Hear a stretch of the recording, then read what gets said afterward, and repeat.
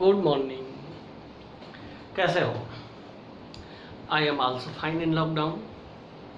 देखिए, संभावना है कि 3 मई को लॉकडाउन खुल जाए तो द बेस्ट। बिसाइड इट हम और आप लगे हुए ही हैं। तो गाइस, आज मैं जैव अणु बायोमोलिक्यूल्स में ओलिगोसैकराइड्स पर डिस्कशन करूंगा। ओलिगोसैकराइड्स, मैंने आपसे कहा था कार्बोहाइड्रेट्स जो होते हैं वो 2 प्रकार के होते हैं, एक शर्करा और एक अशर्करा। शर्करा 2 प्रकार का होता है, एक मोनोसैकराइड और दूसरा ओलिगोसैकराइड, और अशर्करा होता है पॉलीसैकराइड। तो गाइस, आज का हमारा टॉपिक है शर्करा में ओलिगोसैकराइड। ठीक है, ओलिगोसैकराइड।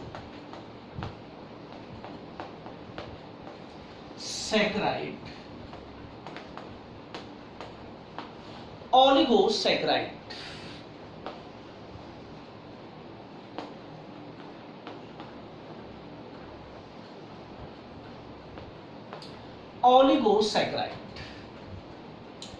ये वे कार्बोहाइड्रेट हैं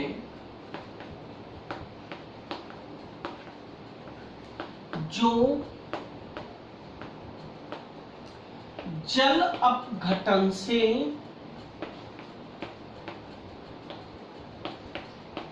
मोनोसैकराइड के अणु देते हैं। जो किसके अणु देते हैं? मोनोसैकराइड्स के। कल गाइस मैंने आपको बताया था कि मोनोसैकराइड सरल कार्बोहाइड्रेट होते हैं, इनका हाइड्रोलाइसिस जल अपघटन नहीं होता। मोनोसैकराइड का जल अपघटन नहीं होता। उसका एग्जांपल था ग्लूकोज और फ्रक्टोज। गाइस, वो मैंने कल आपको करा दिया। आज मैं आपको ओलिगोसैकराइड पढ़ा रहा हूं। ओलिगोसैकराइड का जल अपघटन हो जाता है और जल अपघटन से मोनोसैकराइड्स यूनिट्स देते हैं, मोनोसैकराइड देते हैं।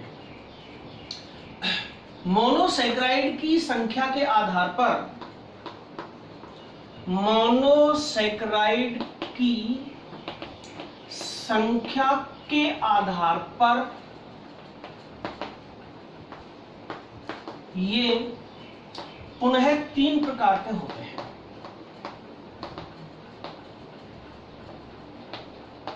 पुनः 3 प्रकार के होते हैं। कौन कौन से? नंबर 1 कल बताया था मैंने, डाइसैकराइड। नंबर 2 ट्राइसैकराइड, और नंबर 3 टेट्रासैकराइड। टेट्रासैकराइड, ठीक है, ये होते हैं। अब मैं लेता हूं इसमें डाइसैकराइड को।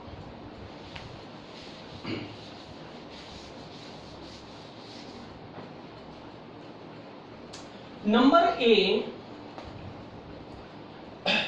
डाइसैकराइड।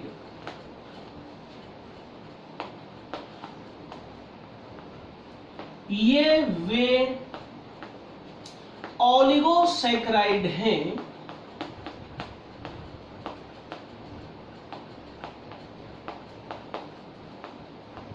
जो जल अपघटन से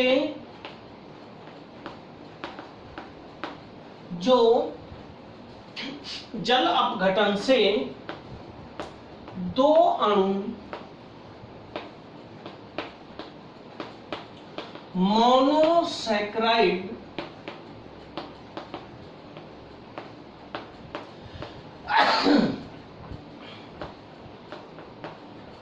कितने अणु?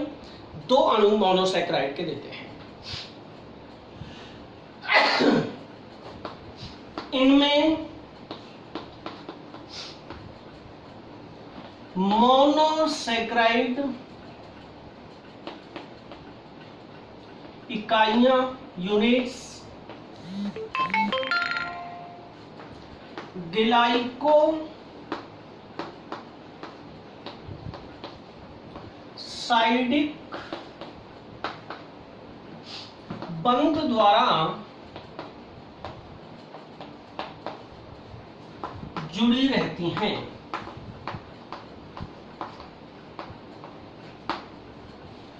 आपको मैंने कहा था कि दो मोनोसैकेराइड्स देते हैं और जो दो मोनोसैकेराइड्स होते हैं आपस में वो ग्लाइकोसाइडिक बॉन्ड के द्वारा एक दूसरे से जुड़े होते हैं। ये जो मोनोसैकेराइड्स दो इकाइयां होती हैं दोनों, वो समान प्रकार की भी हो सकती हैं, असमान प्रकार की भी हो सकती हैं। जैसे ग्लूकोज और ग्लूकोज भी हो सकता है दोनों में, और ग्लूकोज और फ्रक्टोज भी हो सकता है अलग अलग। तो समझ रहे हैं ना ग्लाइकोसाइडिक बॉन्ड क्या होता है, वो मेरा अभी इसी में चलेगा, टॉपिक है ये। तो एनसीईआरटी और सीबीएसई और अदर बोर्ड्स में इन ओलिगोसैकेराइड्स में से केवल डाइसैकेराइड ही हमारे सिलेबस में है, ट्राइसैकेराइड और टेट्रासैकेराइड नहीं है। उसका मैं ज़्यादा एक्सप्लेन नहीं करूँगा, केवल उनका परिचय कराऊंगा।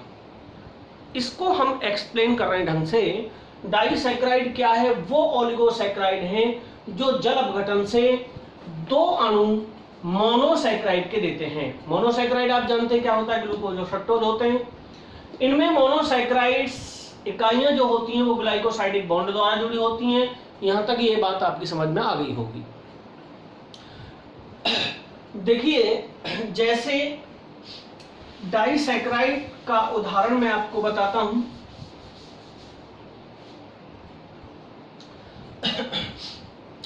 C12H22O11 plus H2O gives us 2C6H12O6। ये गाइस डाइसैकेराइड है। ये सुक्रोज हो सकता है, ये माल्टोस हो सकता है, लैक्टोस हो सकता है। सुक्रोस, माल्टोस तथा लैक्टोस, तीनों का एक ही फॉर्मूला होता है, C12H22O11। ये तीनों जल अपघटन से दो अणु मोनोसैकेराइड के देते हैं। कितना अणु बनाया इसने? दो अणु मोनोसैकेराइड के बनाए, इसलिए ये जो हैं ये सारे के सारे डाइसैकेराइड्स हैं। ये डाइसैकेराइड्स हैं। तो डियर गाइस, इनमें जो यूनिट्स होती हैं, मोनोसैकेराइड्स जो यूनिट्स होती हैं, इनमें सभी में वो ग्लाइकोसाइडिक बॉन्ड द्वारा बंधी होती हैं।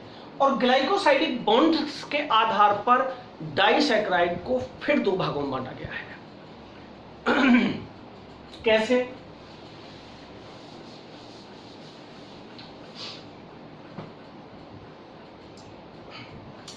Disaccharides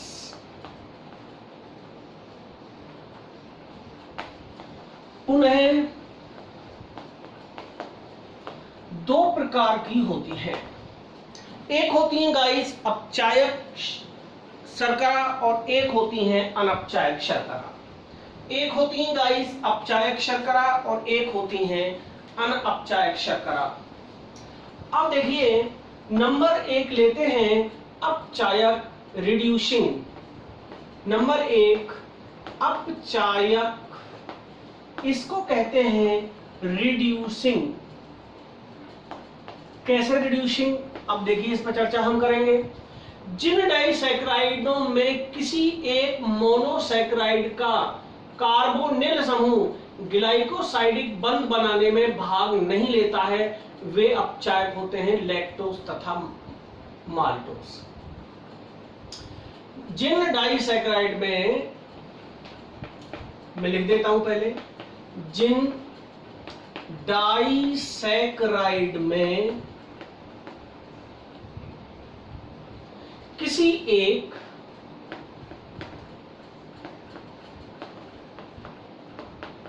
monosaccharide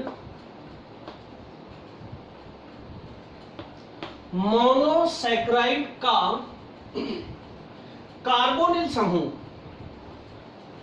carbonyl group, carbonyl group आप जानते हैं ये होता है कीटोन और एल्डिहाइड। कार्बोनिल समूह ग्लाइकोसाइडिक बंध बनाने में, ग्लाइकोसाइडिक बॉन्ड फॉर्मेशन में भाग नहीं लेता, बॉन्ड बनाने में भाग नहीं लेता, वे अपचायक होते हैं। वे क्या कहलाते हैं गाइस? वे अपचायक कहलाते हैं। उन डाइसैकराइड को अपचायक कहते हैं। इसका उदाहरण है लैक्टोस तथा माल्टोस। इसका उदाहरण है लैक्टोस तथा माल्टोस। अभी जो मैंने बताए थे लैक्टोस, माल्टोस और सुक्रोस, उनमें से लैक्टोस तथा माल्टोस अपचायक ग्रुप में रखे गए। इन दोनों का, लैक्टोस का और माल्टोस का जो कार्बोनिल समूह होता है CO, वो ग्लाइकोसाइडिक बॉन्ड बनाने में भाग नहीं लेता। कैसे नहीं लेता गाइस, वो मैं आगे बताऊंगा। अब मैं यही कहीं दूसरा और बता देता हूं आपको। अनअपचायक बहुत इंपॉर्टेंट है। अपचायक और अनअपचायक एग्जाम में बहुत पूछे जाते हैं। नंबर दूसरा है अनअपचायक। अनअपचायक को कहते हैं non reducing, non reducing.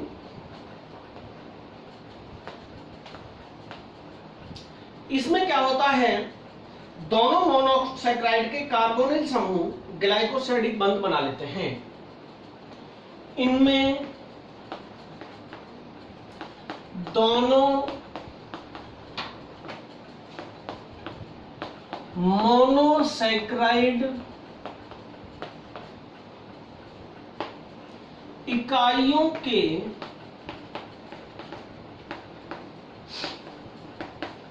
Carbonyl समूह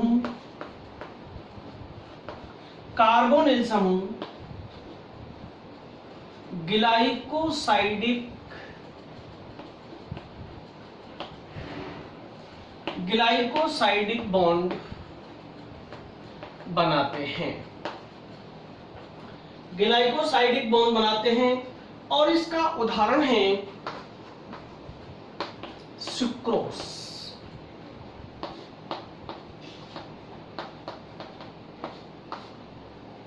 सुक्रोज किस प्रकार की शर्करा है? अनअपचायक शर्करा है। दोनों कार्बोनिल समूह ग्लाइकोसाइडिक बॉन्ड बनाते हैं। ग्लाइकोसाइडिक बॉन्ड कैसे बनाते हैं गाइस, अभी आप ध्यान देंगे। देखिए गाइस, मैं अभी इसी टॉपिक पर चर्चा करूंगा। देखिए, ये सुक्रोज की हार्वर्ड संरचना पर आप विचार करें।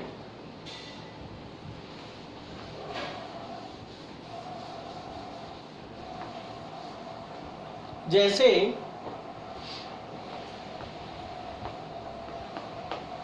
सुक्रोज की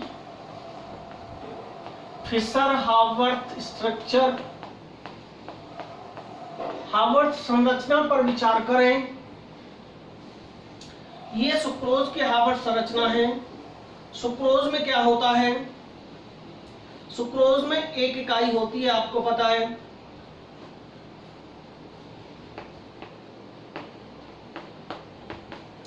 सुक्रोज में ग्लूकोज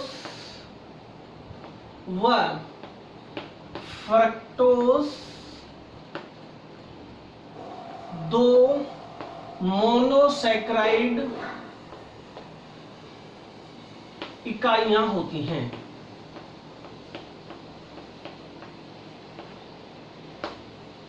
तो देखिए, ये दोनों इकाइयां किस तरीके से बनी होती हैं।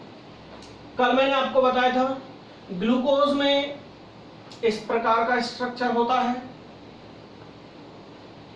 ग्लूकोज में इस प्रकार का स्ट्रक्चर होता है, कल बताया था मैंने हावर्थ स्ट्रक्चर में, याद होगा आपको। हमने यहां से कट मार दी है। यहां आपको बताया था मैंने CH2OH होता है, छठा कार्बन, ये पहला कार्बन होता है। यहां इसमें H लगा हुआ है, ये पूरा नहीं काटना आपको। यहां H, यहां OH, यहां H, यहां OH, यहां H और यहां OH, ये और यहां ये ऑक्सीजन है ग्लाइकोसाइडिक बॉन्ड में, ग्लाइकोसाइडिक बॉन्ड में यहां ऑक्सीजन। अब ये उसकी स्ट्रक्चर है किसकी, कल मैंने बताया था इसमें फ्यूरेन होता है,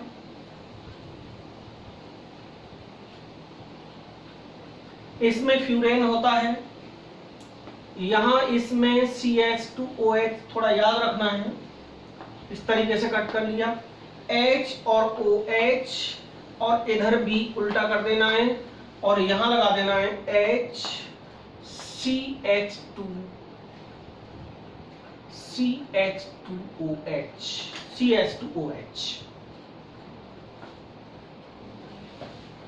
यहां है ये CH2OH।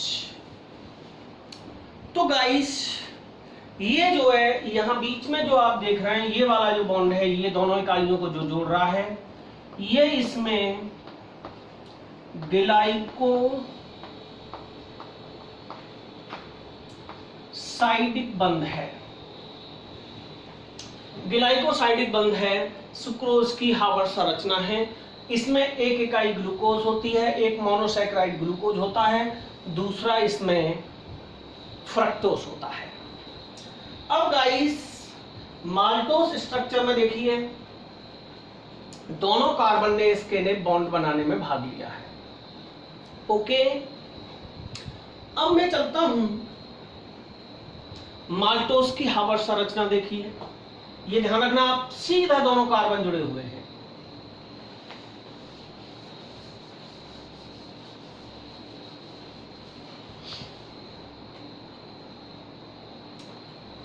माल्टोज की हावर्थ संरचना, इसका भी फॉर्मूला गाइस वही होता है। इसमें अंतर क्या होता है, दोनों ग्लूकोज यूनिट्स होती है। सुक्रोज में क्या था, एक ग्लूकोज था, दूसरा फ्रक्टोज था।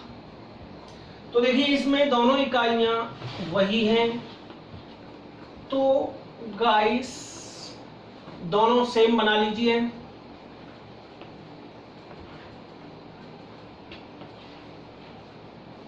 इसको दोनों को सेम बना लिया, यहां यहां यहां यहां, ये आपको याद रखना है, पूरा काटना है। और ग्लाइकोसाइडिक बॉन्ड देख रहे हैं आप, मैं यही दिखाना चाह रहा था आपको। इसमें जो ग्लाइकोसाइडिक बॉन्ड था सुक्रोज में, वो यहां से डायरेक्ट था। इसमें ग्लाइकोसाइडिक बॉन्ड कार्बोनिल समूह से दूर है। बाकी सभी संरचनाएं वही पोजीशन है जो थी। यहां इसमें CH2OH, यहां इसमें HOH, OH और H, H और OH, H, CH2OH, यहां H, OH, यहां H, OH, OH।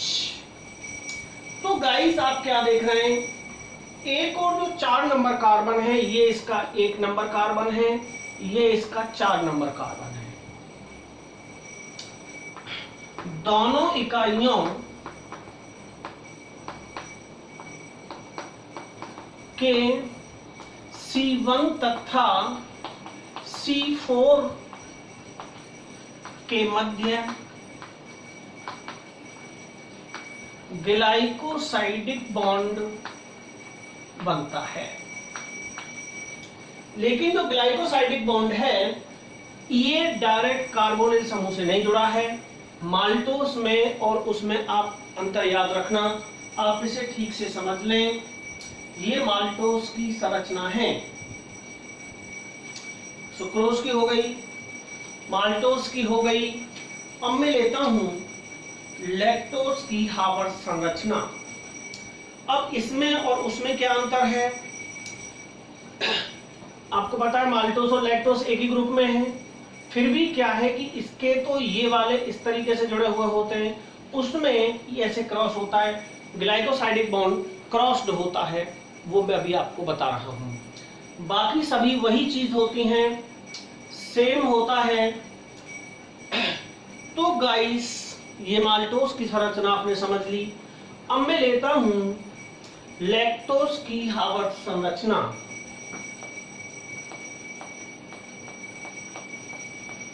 लैक्टोज की हावर्ड संरचना में भी 2 ग्लूकोज यूनिट्स होती हैं, सेम वही होता है, केवल और केवल याद रखना आप, ये जो ग्लाइकोसाइडिक बॉन्ड है इस तरीके से यहां क्रॉस में होता है और दोनों जो कॉर्नर्स बचे हैं वहां H होता है।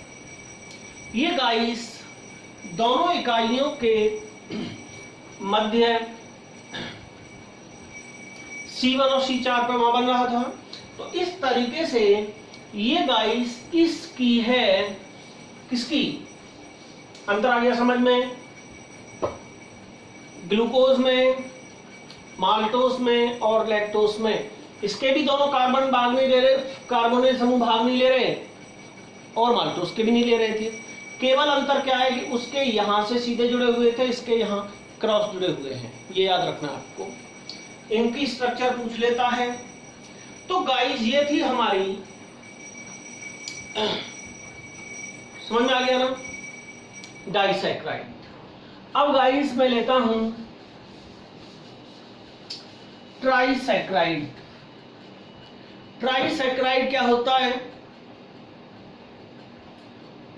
मैंने कहा था ओलिगोसैक्राइड 3 प्रकार के होते हैं। अब मैं बी लेता हूं ट्राइसैक्राइड।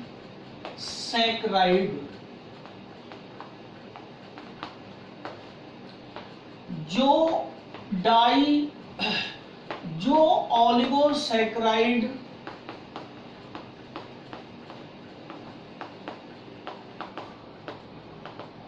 जल अपघटन से 2 अणु दिए थे वो तो कहलाएगी डाइसैक्राइड, बस इतना अंतर हो जाएगा। 3 अणु मोनोसैक्राइड के देते हैं, 3 अणु मोनोसैक्राइड के देते हैं, वे ट्राइसैक्राइड कहलाते हैं। जैसे अब इसको बनाना मैं आपको सिखाऊं,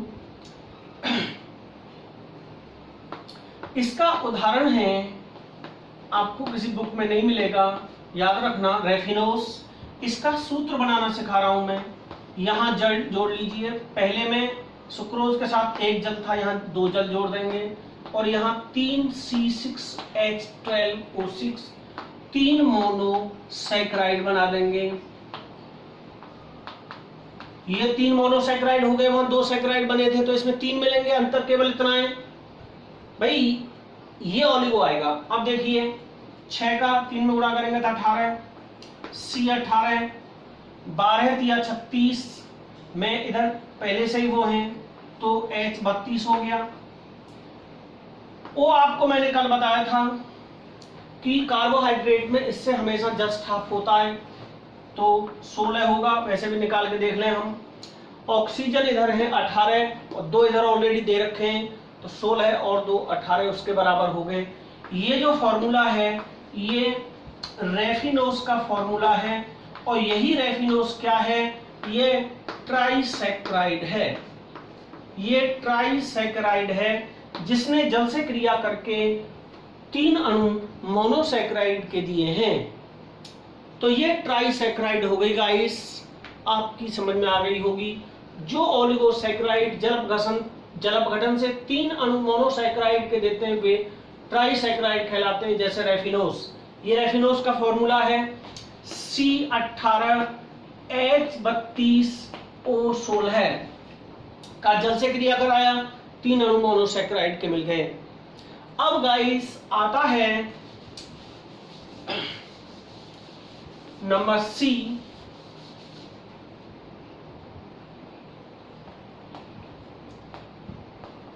टेट्रासैकेराइड। टेट्रासैकेराइड क्या होते हैं? जो ओलिगोसैकेराइड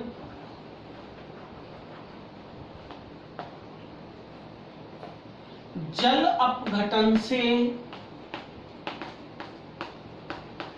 4 अणु मोनोसैकेराइड के देते हैं वे टेट्रासैकेराइड कहलाते हैं। वे क्या कहलाते हैं गाइस? टेट्रासैकेराइड कहलाते हैं। ये जो है 4 अणु मोनोसैकेराइड के देते हैं। इसका उदाहरण है स्टैकिओस। इसका एग्जाम्पल है गाइस स्टैकिओस। इसका फॉर्मूला क्या होता है देखिए, यहां 3H2O जोड़ देंगे और यहां आपको पता है 4C6H12O6 मोनोसैकेराइड के 4 अणु देता है, तो ये मोनो हो गया। 6 चौका 24, H के कितने हो गए? 12 चौका 48, 6 पहले से हैं, 48 में से 6 घटा दीजिए 42 और इसका आधा हो जाएगा। तो इसका सूत्र हो गया C24H42O21।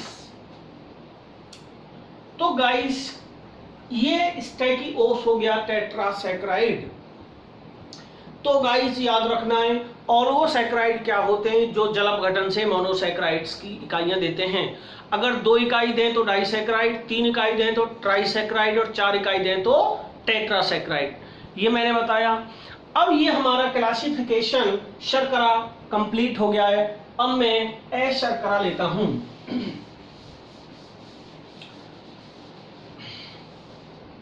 एस शर्करा लेता हूं।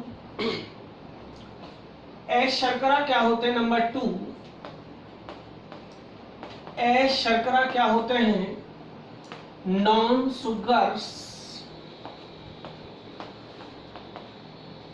ये स्वाद में फीके होते हैं, मीठे नहीं होते हैं। स्वाद में मीठे नहीं होते हैं, जो जल अपघटन से बहुत से अणु मोनोसैकेराइड के देते हैं वे शर्करा, या इन्हीं का दूसरा नाम होता है गाइस पॉलीसैकेराइड। शर्करा या पॉलीसैकेराइड कहलाते हैं।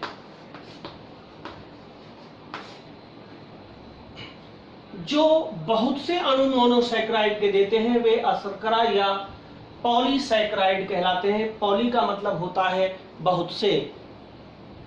तो गाइस पॉलीसैकेराइड क्या हो गया? पॉलीसैकेराइड जल से क्रिया करके बहुत से अणु मोनोसैकेराइड देते हैं। बहुत से अणु मोनोसैकेराइड के देते हैं, उन्हें कहते हैं पॉलीसैकेराइड। अब गाइस ये आपकी समझ में आ गया होगा, समझ लें एक बार और।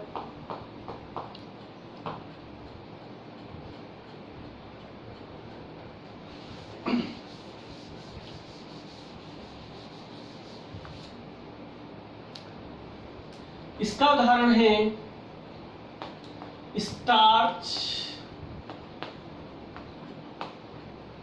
डेक्स्ट्रीन सेलुलोज, डेक्स्ट्रीन सेलुलोज आदि इसके उदाहरण हैं। कल मैंने इसका एक एग्जांपल बताया था, C6H10O5 का N अणु लिया था। जो N अणु जल से क्रिया करके N अणु C6H12O6 के बनाता है, तो ये जो है पॉलीसैकराइड है, जिसने N अणु, बहुत से अणु मोनोसैकराइड के बनाए। समझ लें इस रिएक्शन को गाइस। इस तरीके से ये जो हुआ आपका पॉलीसैकराइड हुआ। पॉलीसैकराइड में हम स्टार्च को लेते हैं, पॉलीसैकराइड में हम स्टार्च को लेते हैं,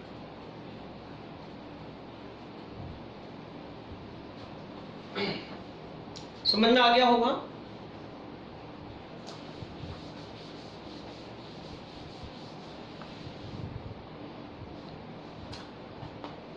स्टार्च पौधों के भोजन का मुख्य भाग होता है। इसे मंड भी कहते हैं, स्टार्च को मंड भी कहते हैं। स्टार्च कार्बोहाइड्रेट का मुख्य स्रोत है। यह कार्बोहाइड्रेट का मुख्य स्रोत है। कार्बोहाइड्रेट का मुख्य स्रोत है और इसका अणुसूत्र है, अभी मैंने आपको बताया था, C6H10O5 का N, ये इसका अणुसूत्र है।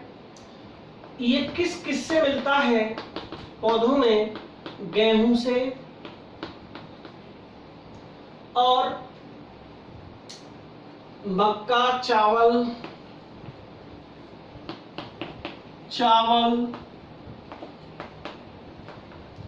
जौ आदि से हमें ये प्राप्त होता है। अब हम लेते हैं स्टार्च की संरचना। स्टार्च की संरचना में क्या होता है? यह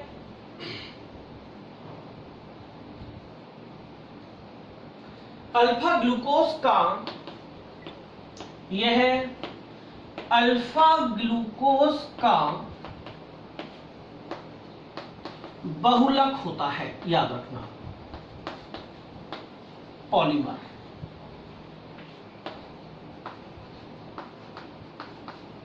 स्टार्च क्या है?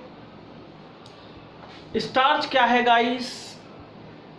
यह अल्फा ग्लूकोज का पॉलीमर होता है, बहुलक होता है। स्टार्च देखिए, यहां तक समझ में आ गया।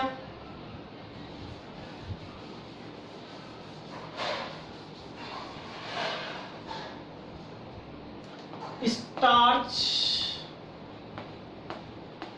दो यौगिकों से मिलकर बना होता है।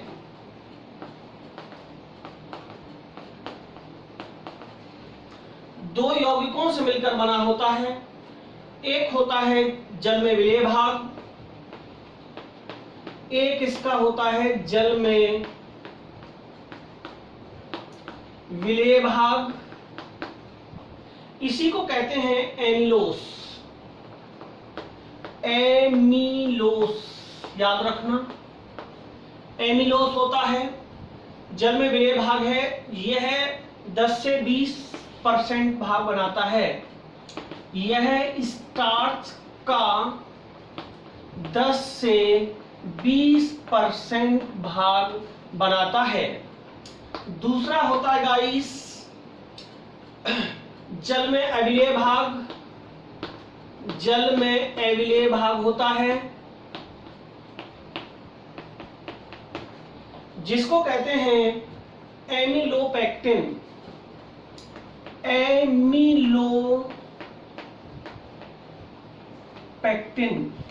एमिलोपेक्टिन होता है और ये उसका 80 से, यह स्टार्च का 80 से 90% भाग बनाता है। तो डियर गाइस,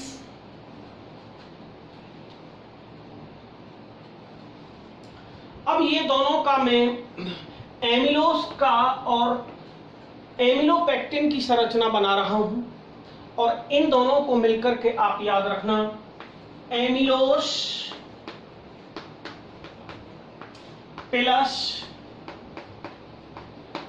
एमिलोपेक्टिन बराबर स्टार्च। ये दोनों मिलाकर के स्टार्च का निर्माण करते हैं।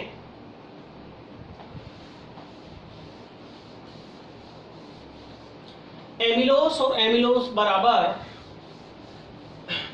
देखिए जो एमिलोस होता है उसमें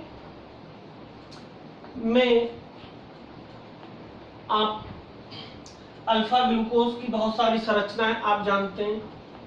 इसमें इस टाइप की बहुत सारी संरचनाएं इधर को भी जुड़ी होती हैं और इधर को भी जुड़ी होती हैं। ये वही स्ट्रक्चर्स होते हैं, वो तो आप इनमें जोड़ी लेंगे क्या क्या होता है।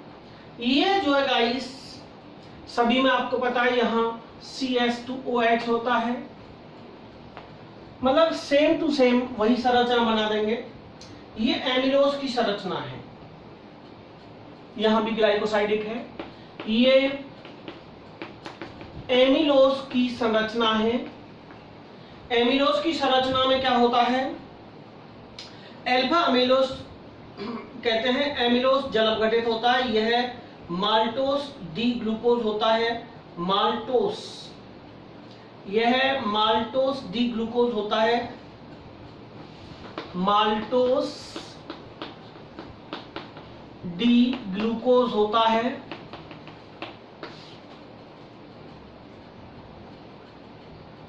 तो गाइस अब लेते हैं एमिलोपेक्टिन में क्या होता है। ये इसका भाग हो गया एमिलोस का। अब दूसरा भाग दे लीजिए,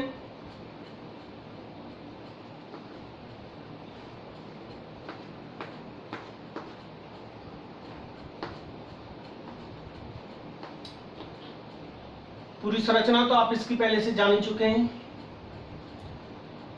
इस टाइप से यहां नहीं होता, इसमें यहां ग्लाइकोसाइडिक बॉन्ड होता है।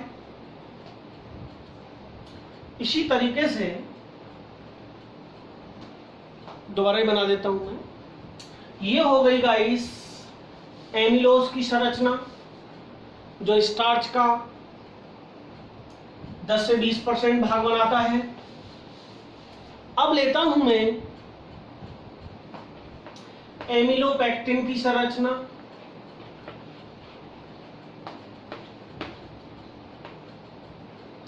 यहां भी ग्लाइकोसाइडिक बॉन्ड होता है।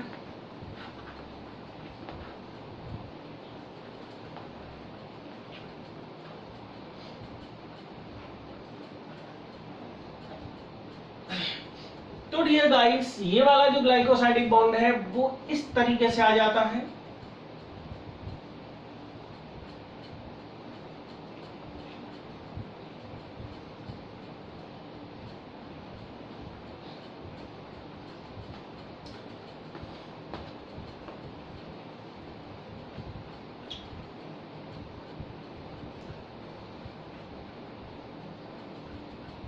इसमें ध्यान रखना है आपको, उससे अलग बॉन्ड होता है जो मैंने उस वक्त बताया था आपको। इसमें ऊपर नीचे पंक्तियां होती हैं।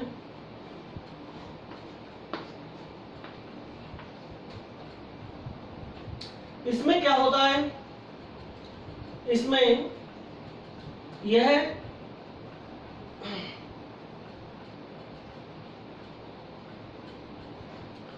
एमिलोपेक्टिन की संरचना है।